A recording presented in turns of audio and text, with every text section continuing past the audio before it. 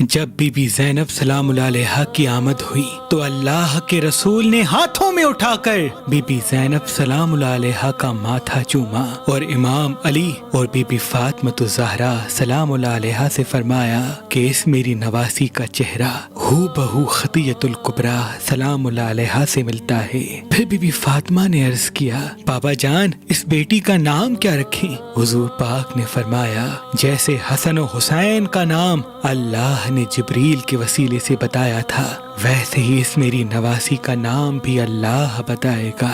اتنی دیر میں جبریل امین نازل ہوتے ہیں اور کہتے ہیں یا رسول اللہ، اللہ کا حکم ہے کہ آپ اس شہزادی کا نام زینب رکھیں۔ رسول پاک نے بی بی زینب کے چہرے کو دیکھا، آنکھوں کو نم کیا اور شہزادی کا نام زینب رکھ دیا۔ زینب کا مطلب عربی زبان میں باپ کی زینت ہے اور عبرانی زبان میں مصیبتوں کا قبلہ۔ تاریخ نے لکھا رسول اللہ اپنی نواسی بی بی زینب بنت علی علیہ السلام سے بے پناہ محبت کیا کرتے۔ آپ اکثر اپنی اس نواسی کے ہاتھوں کو چوما کرتے، کلائیوں کا بوسہ لیتے اور ماتھے کو چوم کے غم زدہ ہوتے۔ بس دور بدلتا گیا۔ جب آپ کی عمر مبارک بلوغیت تک آ پہنچی تو امام علی علیہ السلام نے اپنے بھائی جعفر کے بیٹے عبداللہ سے آپ کا نکاح کروایا۔ حضرت عبداللہ ابن جعفر بنی ہاشم کے سب سے بڑے تاجر تھے اور آپ کی جاگیر مختلف ممالک میں ہوا کرتی تھی۔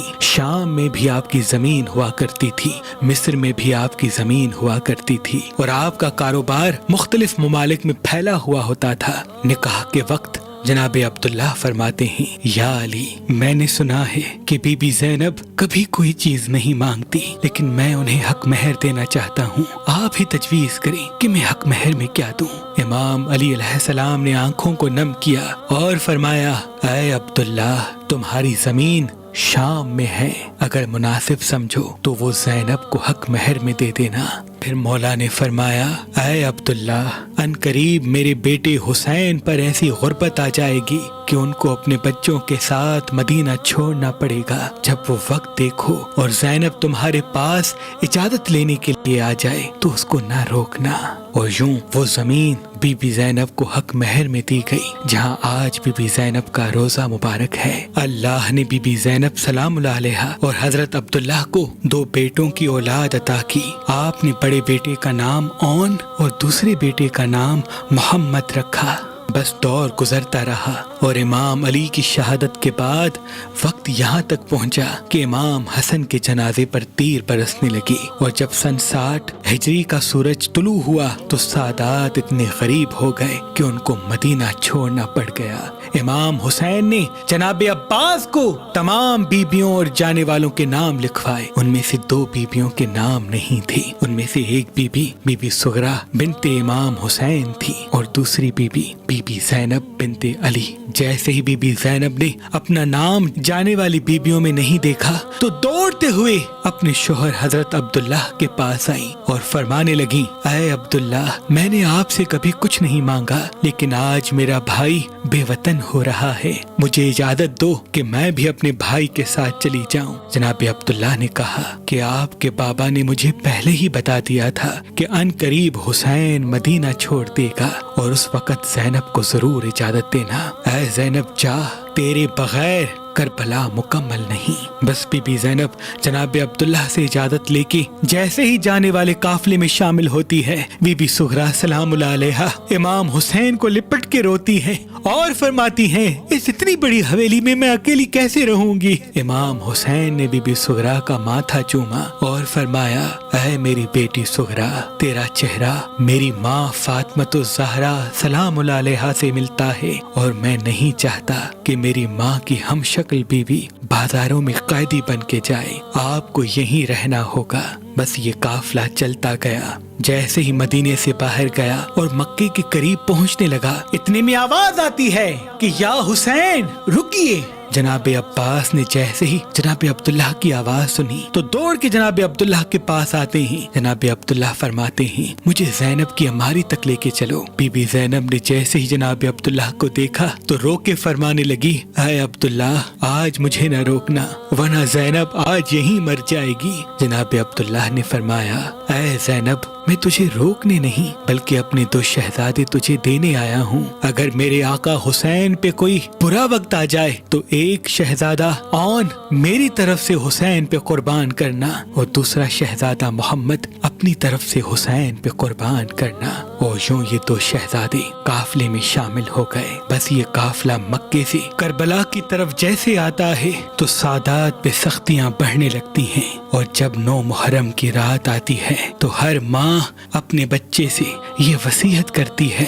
کوئی بی بی علی اکبر کو وصیت کر رہی ہے، کوئی بی بی جناب قاسم کو وصیت کر رہی ہے، کوئی بی بی 6 ماہ کے معصوم علی اصغر کو وصیت کر رہی ہے کہ آپ سب کو کل بی بی فاطمہ زہرا سلام اللہ علیہا کے بیٹی کے قدموں پہ قربان ہونا ہے۔ اتنے میں جیسے ہی بی بی زینب کے خیمے سے امام کا گزر ہوا تو آپ نے سنا بی بی کے خیمے سے آواز آ رہی تھی کہ اے اون و محمد تمہارے دادا جعفر تیار ہیں اور تمہارے نانا حیدر کرار۔ اے میرے بچوں کل ایسے لڑنا کہ میدان ہل جائے اور امام حسین کو ذرا سی بھی تکلیف نہ ہونے پائے۔ بس صبح کا سورج طلوع ہوتا ہے، ہر کوئی شہادت کا جام پینے کے لیے میدان میں جاتا ہے۔ بی بی زینب بار بار دیکھتی ہیں کہ اون و محمد ابھی تک زندہ ہیں۔ بی بی فضا دست ادب کو جوڑ کے عرض کرتی ہیں اے شہزادی جب اون و محمد اپنے ماموں امام حسین کے پاس اجازت لینے کے لیے جاتے ہیں، امام حسین دونوں شہزادوں کے چہرے کو دیکھ کے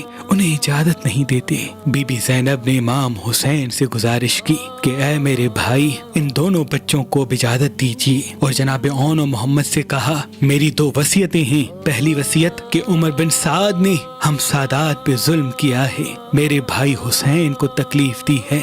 اے اون عمر بن سعد پہ حملہ کرنا اور اس کو فنار کرنے کی کوشش کرنا۔ اور پھر دونوں شہزادوں سے کہا جنگ لڑتے لڑتے جیسے ہی نہر فرات سے گزرو تو بھول کے بھی پانی نہ پینا۔ اے میرے شہزادوں یہ یاد رکھنا کہ حسین پیاسا ہے، حسین کا اصغر پیاسا ہے، خیام میں بی بی سکینہ پیاسی ہے۔ بس اون کو امام حسین گھوڑے پہ سوار کرتے ہیں اور محمد جو بی بی زینب کا چھوٹا بیٹا تھا ان کو جناب عباس سوار کرتے ہیں، اور دونوں ہی شہزادے جیسے میدان میں جاتے ہیں ایک کوہرام برپا ہو جاتا ہے، فوج ہلنا شروع کر دیتی ہے۔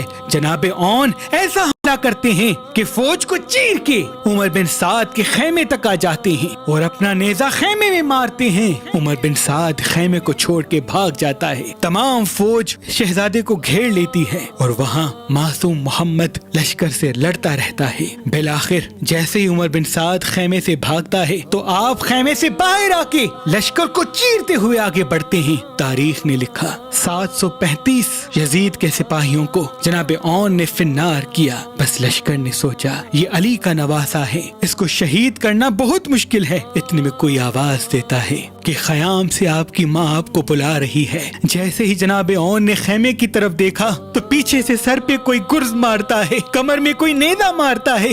آپ گھوڑے کی زین سے زمین پہ آتے ہیں اور وہاں جناب محمد نے جیسے ہی اپنے بھائی کو گرتے ہوئے دیکھا آپ اپنے بھائی کی مدد کے لیے بڑھتے ہیں اور تمام فوج اکٹھا حملہ کرتی ہے، جناب محمد کی پیٹھ پہ وار کرتے ہیں اور جناب محمد گھوڑے سے گر جاتے ہیں۔ اتنے میں گھوڑے دوڑنا شروع کرتے ہیں، جسم کو پامال کر دیتے ہیں۔ یہ منظر جیسے ہی جناب عباس و امام حسین نے دیکھا آپ دوڑتے ہوئے میدان میں آتے ہیں اور دونوں شہزادوں کو اپنی گود میں اٹھا کے خیمے میں لے کے آتے ہیں۔ تمام بیبیاں دونوں بچوں کو دیکھ کے روتی رہتی ہیں، محمد کا لاشا پامال اور جناب اون کا پورا جسم زخمی۔ اتنے بھی جناب اون کی آنکھیں کھلنے لگی اور وہ آواز دینے لگا اے میری ماں آپ کہاں ہیں؟